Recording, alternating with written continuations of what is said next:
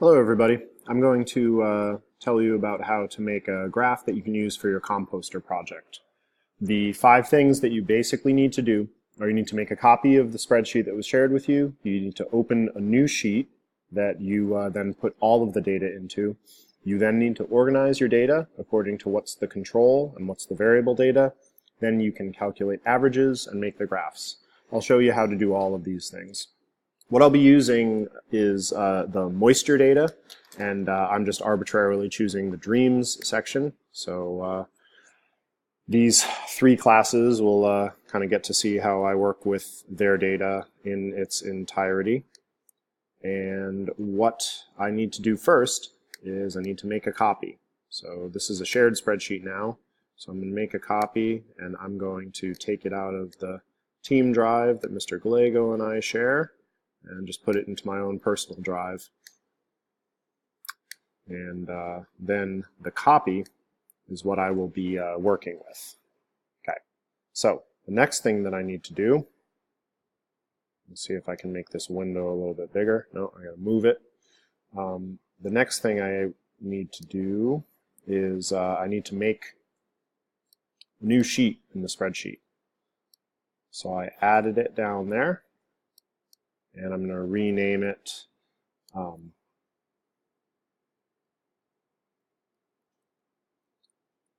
data analysis. And what I'm going to do is I'm going to copy all of the data from the 3 classes into this spreadsheet. So we've got the blue section, we've got the dreams section, got the black section, and it's all in here. And I'm just going to do a little row freeze.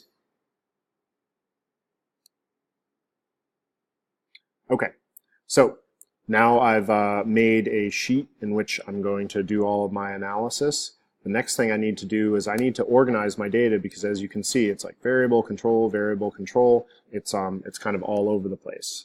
So I'm going to select all of the possible data, and I am going to say data, sort range. My data has a header row. That just means the rows have, the columns rather, have a label, and I'm going to sort it according to what is the variable and what is the control. And now we can see that all of the data is sorted according to whether it is variable or control, and it will be much easier to work with. As we talked about in class, all of our data analysis is going to be based on averages, whether we're making a bar chart comparing the average temperature for the control to the average temperature of the variable, or whether we're making a line graph, which looks at the average temperature per day for the control versus the variable. So we're going to need to do some averaging. So in order to do that, first, I believe over here is a good spot to set up the average control and the average variable data in order to use for my bar graph. I'm going to make them bold so that they pop out.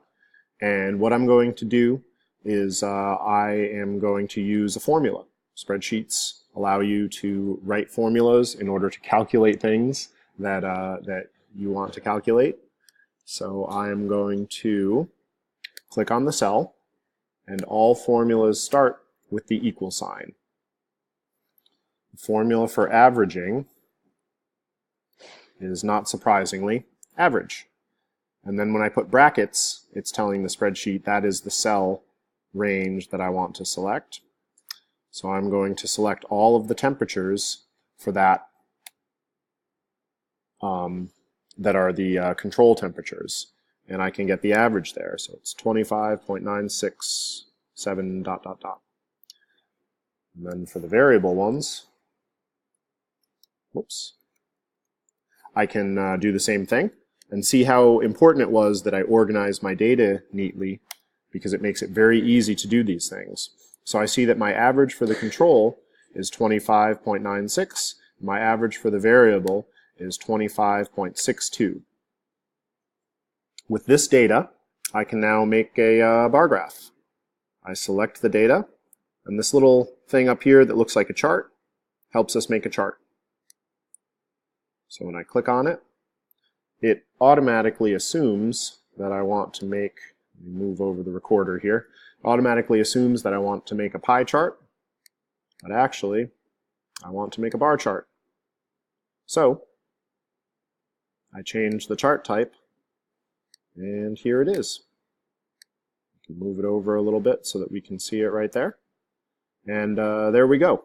In the Customize tab, I can change the vertical axis. I can make it go from 0 to the maximum as opposed to from the minimum to the maximum, and that makes it look different. And those sorts of decisions that you make about how you represent your graph are very important for demonstrating understanding in your presentation.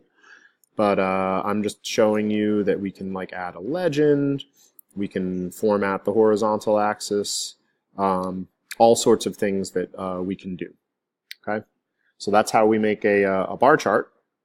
And then for a line graph, we want to do something a little bit different.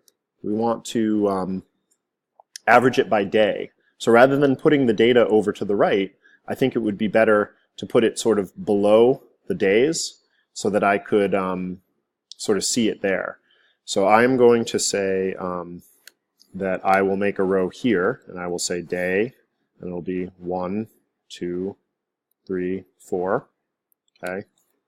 This is actually temperature on day, and this is will be the average control, and this will be the average variable. Okay, so I'm just going to make these bold so that they pop out, and then I'm again going to write formulas in order to calculate these averages. So each time the formula starts with an equal sign, average, and I close the bracket. And then my control for day 1 is just this row, this column here. And this is my average for the variable here. So look how quickly I can do this because I've organized my data neatly. And that's kind of like a spreadsheet skill that you will learn more about in your math classes and science classes. All right, so I'm going to get my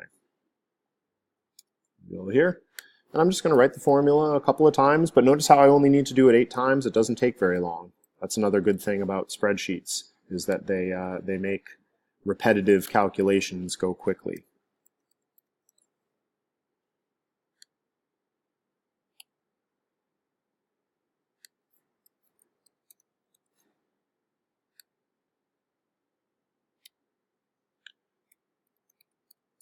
And I'm done. All right, so now I have my data in a form that will lend itself to making a line graph. So I'm going to again select the data, and I'm going to click Insert Chart. And what it immediately assumes, let me just move some stuff over here, make sure the recorder is capturing everything. What it immediately assumes is that it should be kind of like as a bar chart, as a column chart rather. But we can change the chart type, and it thinks that line is a good idea. And it does this funny little thing, which is a detail that is unimportant to us at this point, but it kind of switches what should go in rows and what should go in columns. But it has a little button that allows us to switch rows and columns, and when we click that, we see that we have days on the x-axis, temperature on the y-axis, and we have a line for our average control and our average variable. So we're done. So in conclusion, the 5 steps to make a graph for your project are to make a copy of the spreadsheet, make a new sheet for all of your data, organize the data according to what is a control and what is a variable, then you calculate the averages, and then you make the graphs. Although it may take some time and practice in order to get good at this, getting good with spreadsheets is not only helping you to become a mathematician or a scientist, but it's kind of something you're going to need to learn how to do in your future life, regardless of what field you go into. So learning how to use spreadsheets is a useful skill. As always, you can talk to me, your teacher, during class or outside of class if you have any questions. Good luck, and I can't wait to see your project presentations on the 21st and the 22nd.